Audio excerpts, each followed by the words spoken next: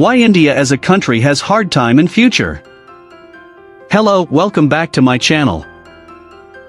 With over 1.3 billion people, India is the world's second most populous country, and the birthplace of four major world religions: Hinduism, Buddhism, Sikhism, and Jainism.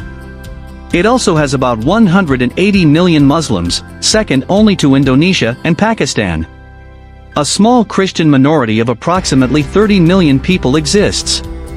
Independent India, an officially secular nation with thousands of ethnic groups and 22 official languages, has a long history of religious tolerance, with periodic and sometimes serious lapses. Why don't we subscribe and ring the notification bell before we get started? That way, you'll never miss another one of our awesome videos. Its constitution expressly protects religious freedom. But clashes between Hindus and Muslims are always in highlights. The Bharatiya Janata Party's Indian People's Party, or BJP, national election victory in 2014 drew new attention to the issue of religious freedom in India. The BJP can trace its roots back to a political party founded in 1951 in collaboration with the Hindu nationalist Rashtriya Swayamsevak Sangh, National Volunteer Organization, or RSS, and it has since won control of various state and local governments, including in Uttar Pradesh, the country's most populous state with more than 200 million residents, 1/5 of whom are Muslim.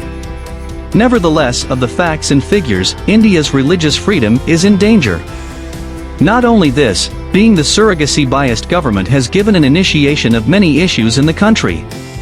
World war between the religions specifically living in the same country is the major reason for having no future in country India. Where the politicians the busy with filling their pockets, poverty has reached the zenith. The pandemic struck India at a time when the country was experiencing its slowest economic growth in over a decade. The slowing economy had disproportionately impacted rural areas, which house the majority of the country's consumers and poor. Even in the absence of official data, one could detect an increase in rural poverty. Unemployment was high, consumption expenditure was constantly decreasing, and public development spending was stagnant. These three factors, taken together, determine an economy's health.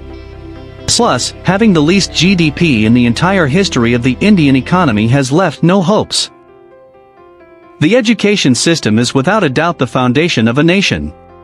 Political corruption in the education system is a problem that we see on a daily and large scale. Today is the age of specialization and innovation. And, in this fast-paced technological age, the Indian educational system appears. The reason behind this is many, but the main reason is corruption. India has become a money-minded country, and has chosen to believe everything can be brought from money. After hundreds of years, the country is still stuck by a patriarchy where women are not treated the same as men.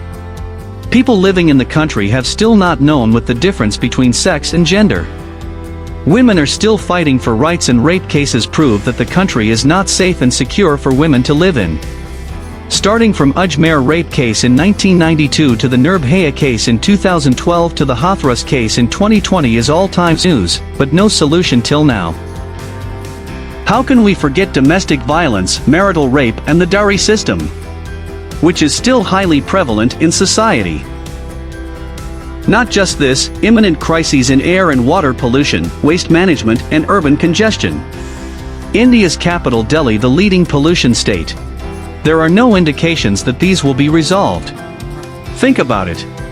So, that's all for today's show. I will get back to you with another video. Don't forget to hit the like and subscribe button and ring the notification bell so that whenever I will back with another video, you will be notified. Thanks for watching.